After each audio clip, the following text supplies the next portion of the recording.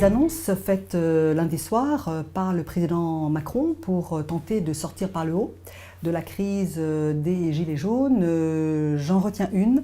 celle sur la défiscalisation des heures supplémentaires. Je voudrais tout d'abord rappeler que la défiscalisation des heures supplémentaires, Nicolas Sarkozy l'avait faite, la majorité parlementaire qui le soutenait en 2007 l'avait voté. Nous avions proposé et fait voter par le Parlement dès l'été 2007 une défiscalisation pleine et entière et des heures supplémentaires, ce qui avait permis de donner à quelques 9 millions de Français, essentiellement des ouvriers et des fonctionnaires, un pouvoir d'achat réel, un gain de pouvoir d'achat net et réel pour un couple faisant des heures supplémentaires. C'est environ 100 € par mois net de gain de pouvoir d'achat qui était ainsi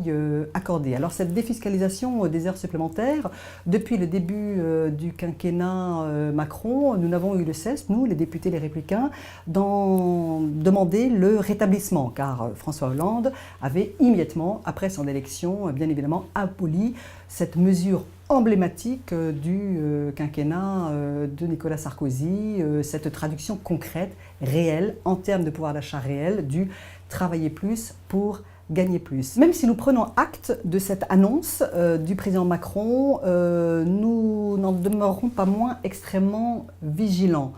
La défiscalisation totale, pleine et entière des heures supplémentaires pour véritablement redonner un vrai pouvoir d'achat aux Françaises et aux Français qui pourront en bénéficier, cela veut dire qu'il n'y ait ni CSG ni CRDS qui doivent être payés. Nous ne sommes pas très sûrs, il y a du flou, et comme le dit la sagesse populaire, quand il y a du flou, c'est qu'il y a un loup, que le gouvernement ait vraiment opté pour une défiscalisation pleine et entière, et nous allons donc être extrêmement vigilants et exiger que la défiscalisation des heures supplémentaires pour les travailleurs et les travailleurs français, cela veut dire ni CSG ni CRDS. Mais 18 mois d'atermoiement, 18 mois durant lesquels le gouvernement et sa majorité parlementaire se sont obstinés à refuser systématiquement toutes les propositions,